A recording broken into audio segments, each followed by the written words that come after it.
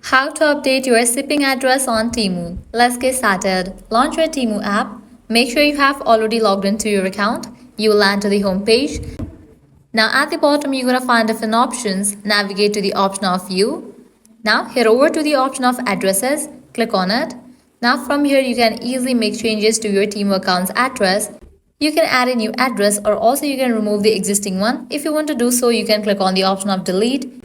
And with that, the existing address will be deleted. In the case you want to add a new address, click on this option, add a new address. Now you have to fill this. First, you select your country or region, click on this drop down and select it.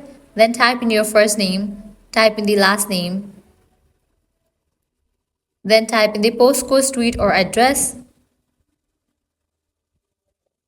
Then type in your apartment, unit, building, floor or room. Likewise, type in your zip code.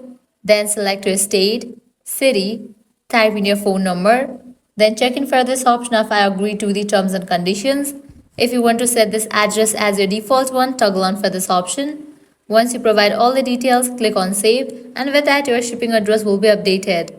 Well, this way you can easily update shipping address on Temu account. At the end, if you guys find this video helpful, don't forget to like, share and subscribe to our channel. Thanks for watching.